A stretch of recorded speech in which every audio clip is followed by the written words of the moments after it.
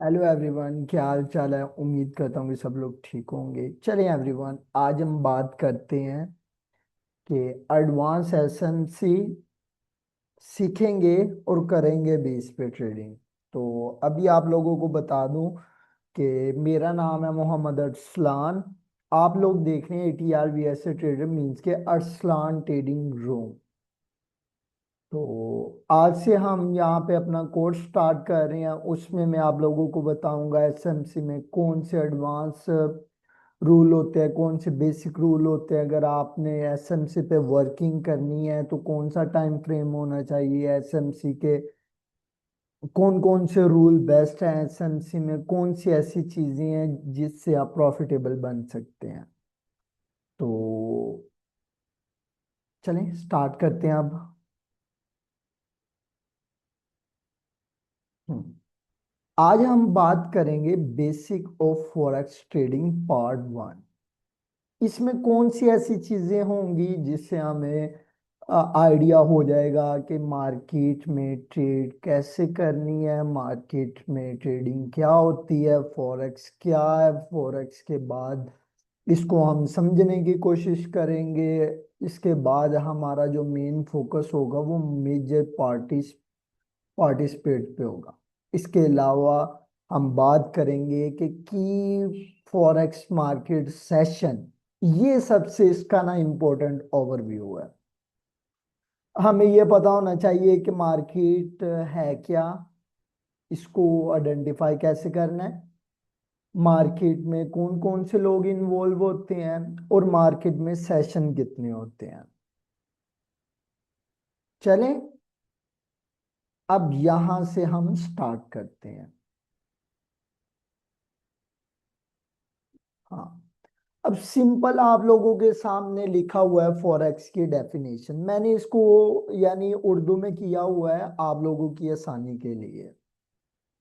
Forex क्या होती है? एक मुल्क की करेंसी को दूसरे मुल्क की करेंसी के बदले खरीदना और बेचना। अब ये सीन हमें कैसे पता होगा कि ये मुल्क की करेंसी, अब इसने ऊपर जाना है डाउन जाना है क्या करना है, हमें प्रॉफिट कैसे होगा। हमारा तो मेन फोकस ही प्रॉफिट का है ना। तो हमें आइडिया कैसे होगा कि ये करेंसी ने अब ऊपर जाना है या डाउन जाना है, यही करेंसी को हम फॉलो करेंगे। ये करेंसी कौन सी करेंसी है, ये सारा कुछ हम रीड करेंगे। अब ना, एक करेंसी को दूसरी करेंसी में खरीदना या बेचना,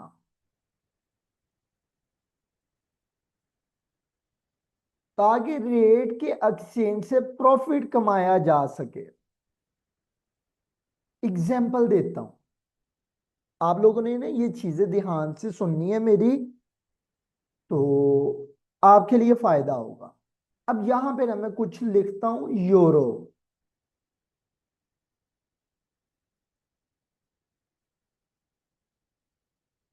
USD। अब हम खरीद या बेच क्या रहे हैं? यूरो। और ट्रेड हमारी किस में हो रही है? डॉलर में। हमारे पास डॉलर होंगे तो हम यूरो खरीदेंगे या बेचेंगे ना। तो यहां पे आपको बताता हूं, जब आपको पता चल जाए कि अब यूरो की प्राइस अपर जाएगी, अब यूरो ने अपर जाना है, कुछ भी इस तरह का आप लोगों को आइडिया हो कि अब ये होगा या हो सकता है, तो आपने फिर ट्रेड करनी है। अब हमें कैसे पता चलेगा कि यूरो में डिमांड आने लगी है, सप्लाई आने लगी है? आपने इसको कहां से बाय करना है, कहां से सेल करना है, वो आगे चल के बताएंगे। अभी जस्ट आप लोगों को मैं बेसिक इंट्रो करवा रहा हूं मार्केट का। यहां पे मैंने लिखा यूरो USD, मींस के हमारे पास डॉलर पड़े हुए हैं और हम यूरो को बाय सेल करेंगे। अगर यूरो की प्राइस ऊपर जाएगी तो हम बाय करेंगे, अगर यूरो की प्राइस डाउन जाएगी तो हम सेल करेंगे। अगेन बता दूं, यहां पे मैंने एक वर्ड लिखा यूरो यूएसडी। अगर हमें पता चल जाए कि यूरो की प्राइस आने वाले दिनों में या आने वाले कुछ घंटों में अपर जानी है तो हम यूरो को बाय करेंगे। अगर हमें पता चल जाए कि यूरो की प्राइस डाउन होगी तो हम यूरो को सेल करेंगे। इसी तरह यहां पे मैं कुछ और भी लिखता हूं, लाइक जीबीपी, यूएसडी। अब ये ब्रिटिश पाउंड है। ब्रिटिश पाउंड मींस कि इंग्लैंड की करेंसी है। अगर आप लोगों को पता चल जाए कि जीबीपी ने अपर साइड मूव होना है, मींस के इंग्लैंड की करेंसी ने अपर साइड मूव होना है, तो आप लोग क्या करेंगे? अगर आप लोगों को इतना पता चल जाए मींस कि अब इसमें डिमांड आने लगी है, तो फिर आप लोग क्या करें? फिर आप लोग सिंपल इसको बाय करेंगे, किसमें? डॉलर में। आपके अकाउंट में डॉलर होंगे, अब ब्रिटिश पाउंड को बाय कर लेंगे। तो जैसे ही British pound upper side move होगा, अगर आपने बाय किया होगा तो आपको जितना वो अपर जाएगा उतना आप लोगों को प्रॉफिट होगा। अगर जहां से आपने बाय किया वहां से मार्केट डाउन मूव हो जाती है, मींस के जहां पे आपने डिमांड सोच के बाय किया वहां पे अगर मार्केट में सप्लाई आएगी तो आपको लॉस होगा। इसी तरह हमारा मेन फोकस किस पे होता है? गोल्ड पे। अब गोल्ड का निकनेम क्या है? XAU।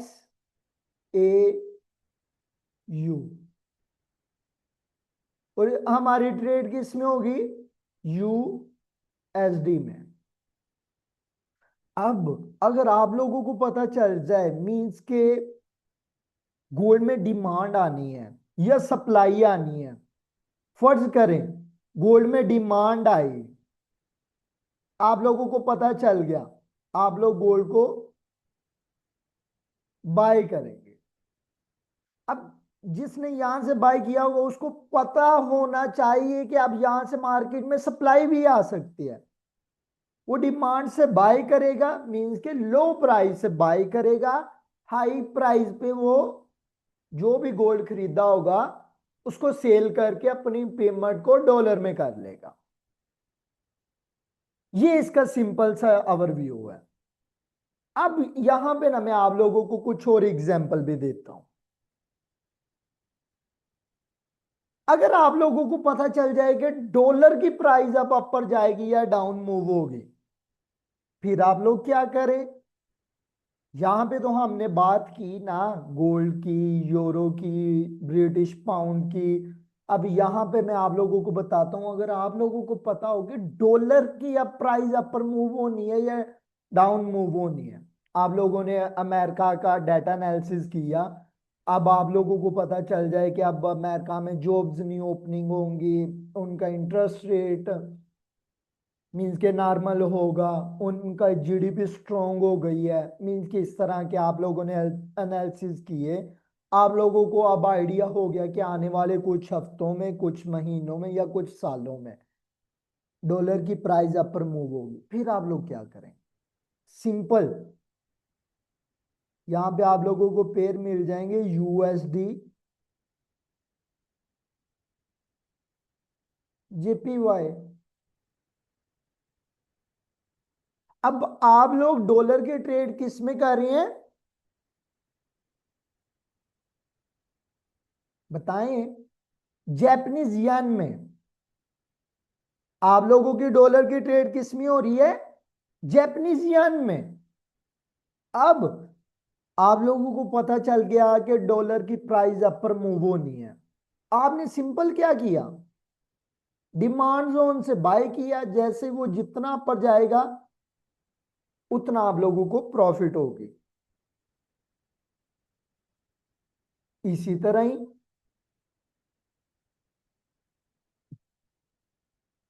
अब आप लोगों को ना यहाँ पे आइडिया हो जाना चाहिए जिनके पहले,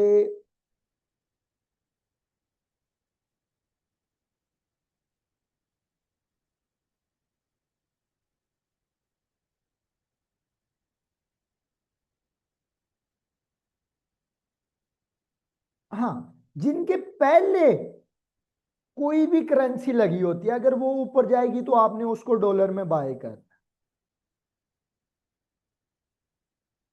यूएसडी से पहले कोई भी करेंसी होगी, कोई भी, किसी भी कंट्री की करेंसी होगी, चाहे वो डॉलर है, गैस है, ऑयल है, या फिर सिल्वर है, कुछ भी, डॉलर से पहले जो करेंसी होगी,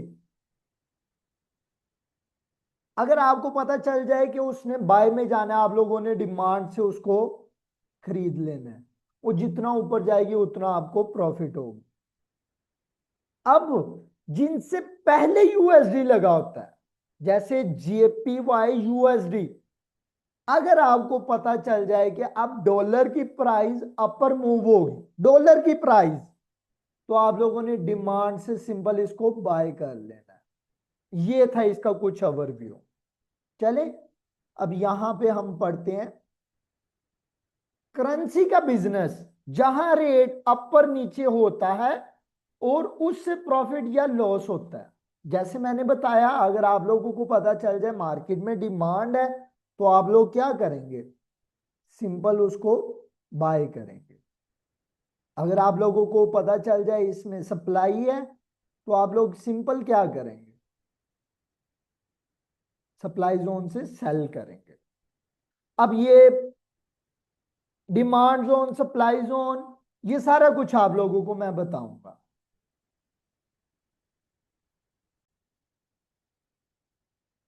चलें, सप्लाई, डिमांड से बाय करना है, सप्लाई से सेल करना है, ये आप किस तरह आइडेंटिफाई करेंगे, ये हमारे आने वाले कुछ लेक्चर के बाद आप लोगों को आइडेंटिफाई हो जाएगा। ये सप्लाई जोन है, ये डिमांड जोन है, यहां से मार्केट अपर जाएगी, यहां से डाउन जाएगी।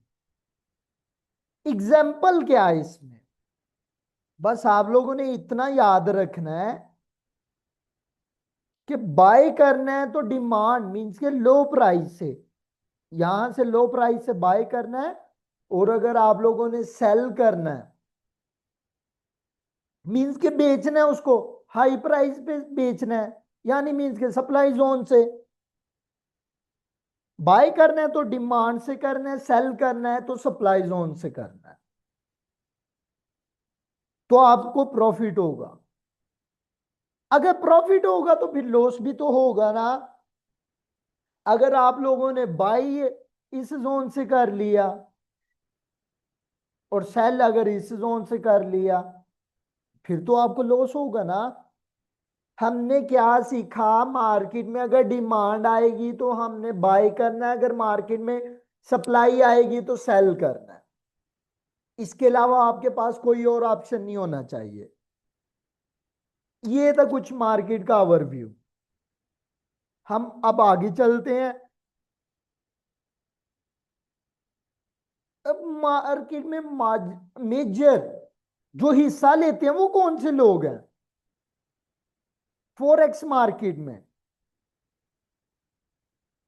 जो भी मार्केट में बाय सेल होता है इन लोगों की वजह से होता है। ये कौन कौन से लोग हैं, चलें, सबसे पहले यहां पे आ गया बैंक, बिल्कुल,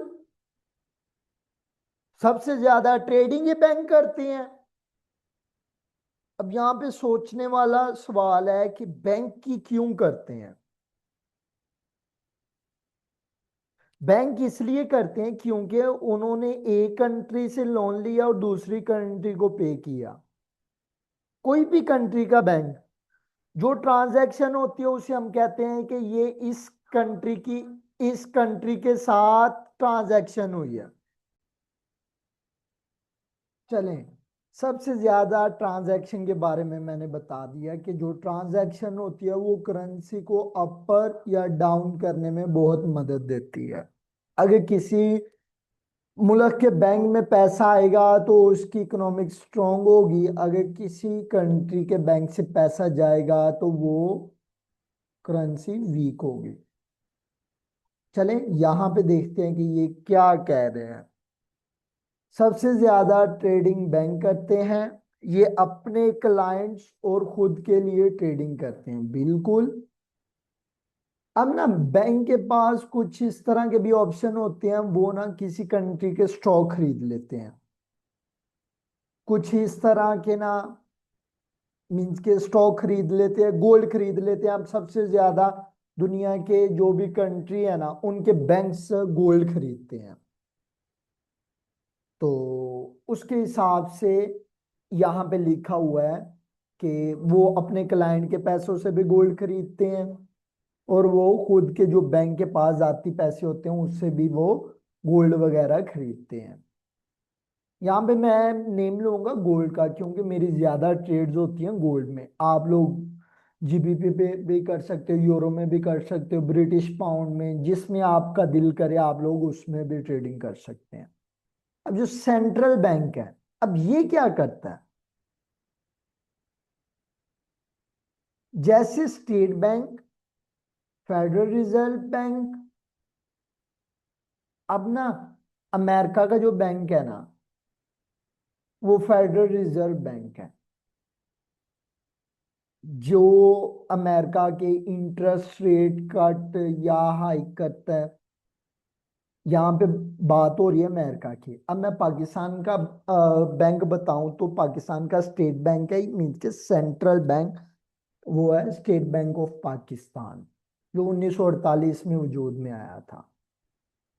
तो इसी तरह हर कंट्री का अपना बैंक होता है, जो उसकी इकोनॉमी को कंट्रोल करता है या हाई करता है। जो भी करना है सेंट्रल बैंक ने करना है।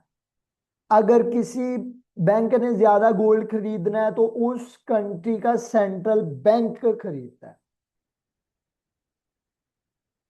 ये अपनी कंट्री की करेंसी को कंट्रोल करते हैं। जैसा कि मैंने बताया, जो सेंट्रल बैंक होता है सारा काम ही उसका होता है, करेंसी को कंट्रोल करना है या हाई करना है, इंटरेस्ट रेट ज्यादा करना है कम करना है, सारा कुछ उसके ही कंट्रोल में होता है। हाँ, यहां पे बात भी हो गई, रेट को स्टेबल रखने की कोशिश करते हैं। रेट क्या होता है? रेट यहां पे बता दूं, यहां पे बात हो रही है रेट की, इंटरेस्ट रेट, जिसे हमारी जबान में कहते हैं कि ये सूद वाला पैसा है।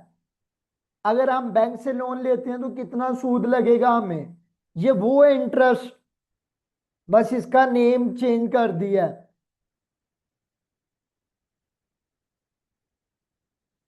अगर किसी कंट्री का इंटरेस्ट रेट हाई होगा तो उसकी करेंसी भी स्ट्रांग होगी। अगर किसी करंट कंट्री का इंटरेस्ट रेट कम होगा तो उसकी करेंसी भी लो होगी। ये कैसे आगे चल के पढ़ेंगे, जस्ट हमने मार्केट का सिंपल सा ओवरव्यू करवाना है। अब कंपनीज, इंपोर्ट एक्सपोर्ट वाली कंपनी,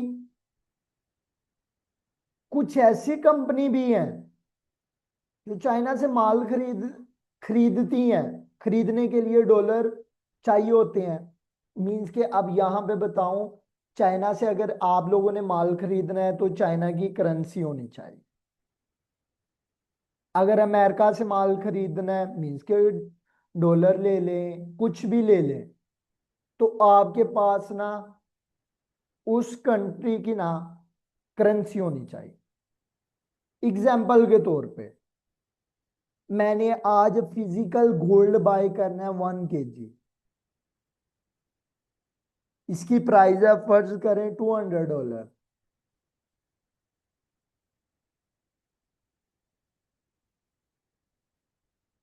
तो मैं किसी भी कंट्री से 1 kg गोल्ड खरीद सकता हूं।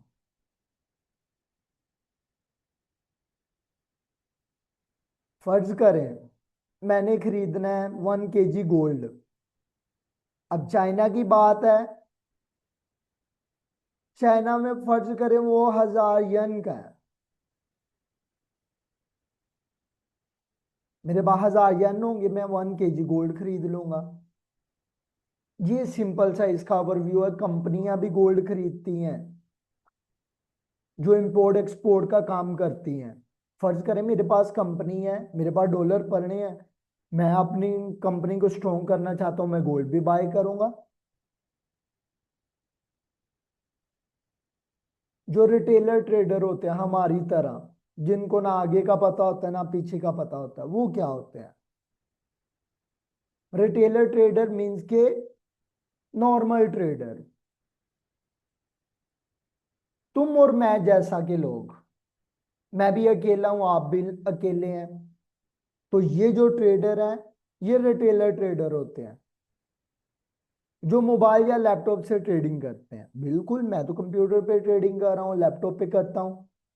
यहाँ पे बात हो रही है रिटेलर ट्रेडर की। ऐसे ट्रेडर जो मोबाइल या लैपटॉप से ट्रेडिंग करते हैं। अब ब्रोकर्स क्या होते हैं? ये मिडिल मैन होते हैं, ट्रेड को मार्केट के साथ कॉन्टैक्ट कनेक्ट करते हैं। ये कंपनी आ गई, कंपनी अपना क्या करेगी, ब्रोकर बनाएगी। हमारी तरह के जो रिटेलर ट्रेडर होंगे वो जब ट्रेड करेंगे, वो हमारी ट्रेड को अपने पास रखेगी। जब वो देखेगी कि ये ट्रेड अच्छी है, वो फौरन मार्केट में हमारी ट्रेड भेज देगी। मैं यहां पे कुछ इसका ना ओवरव्यू बना के भेजता हूं।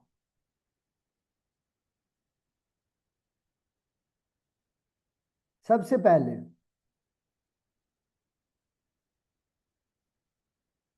ये रिटेलर हम हो गए, हमने ट्रेड किस में करनी है, ब्रोकर में। ब्रोकर क्या करता है, ब्रोकर का मेन काम क्या होता है, कमीशन लेना। और जो हमारी ट्रेड होगी उसको मार्केट में वो भेजेगा। अब जो प्रॉफिट लॉस होगा, ब्रोकर का काम है कमीशन लेना। और अगर मार्केट में हमने सेल किया, मींस के सप्लाई जोन से ट्रेड ली डाउन की, हमें $1000 प्रॉफिट हुआ है। ब्रोकर ने अगर अपना $1 लेना है, उसका काम है सिर्फ अपना $1 लेना, बाकी जो भी काम है, जो भी प्रॉफिट या लॉस है, वो हमारा है। ब्रोकर को इससे कोई लिंक नहीं होता कि ये प्रॉफिट बना रहा है या लॉस कर रहा है। चलें, अब इसके बाद बात करते हैं हम मार्केट की सेशन की। अब वो कितने टाइप्स के होते हैं वो देखते हैं हम।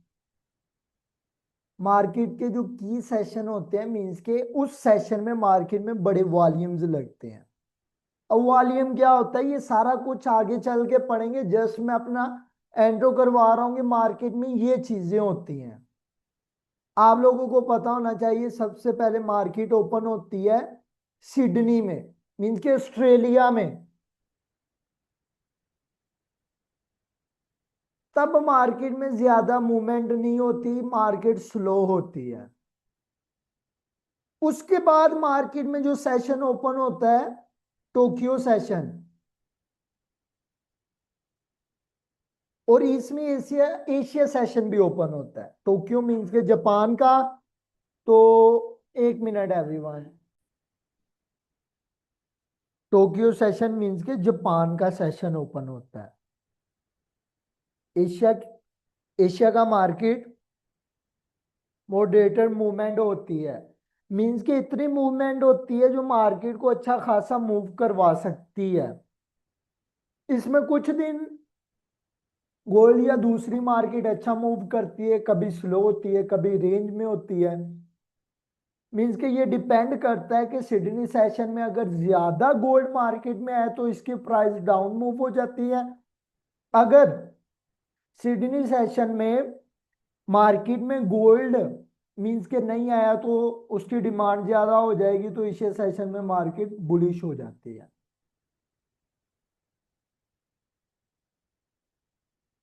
इसके बाद जो ओपन होता है London session, euro session, eurozone. तो ये सेशन ओपन होता है, सबसे ज्यादा इंपॉर्टेंट सेशन होता है, बहुत ज्यादा ट्रेडिंग होती है, हाई मूवमेंट होती है। मींस कि इस सेशन में मार्केट अपर साइड या डाउन साइड ज्यादा मूव हो सकती है। अब इनकी टाइमिंग वगैरह भी मैं बताता हूँ कि क्या टाइमिंग होगी क्या नहीं, वो लहदा यहाँ पे मैं बना के दिखा देता हूँ। इसके बाद न्यूयॉर्क सेशन ओपन होगा। यूएस मार्केट, मार्केट के अंदर शिकागो मार्केट ओपन होती है। इसमें स्ट्रॉन्ग मूवमेंट मिलती है। अब इसमें ट्रेंड चेंज होते हैं, वो कैसे दिखते हैं वो आगे चल के बताऊंगा। लंदन के साथ ओवरले में और ज्यादा मूव होती है, मींस के लंदन सेशन बंद होने वाला होता है, साथ ही यूएसए सेशन ओपन हो जाता है। अब ये 3 सेशन है, सिडनी, टोक्यो, लंदन, न्यूयॉर्क।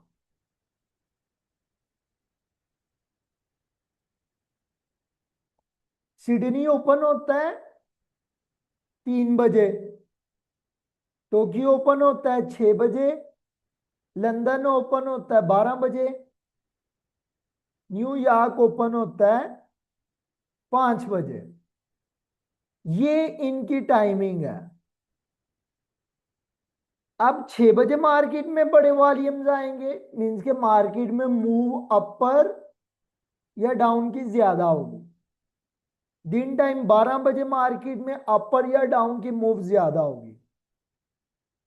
शाम को 5 बजे अपर या डाउन की मूव ज्यादा होगी। ये था कुछ इसका ओवरव्यू। अब ये मैं वीडियो एक आधे घंटे तक मैं अपने न्यू यूट्यूब चैनल पे, उसका नेम भी ATR VS ट्रेडर है,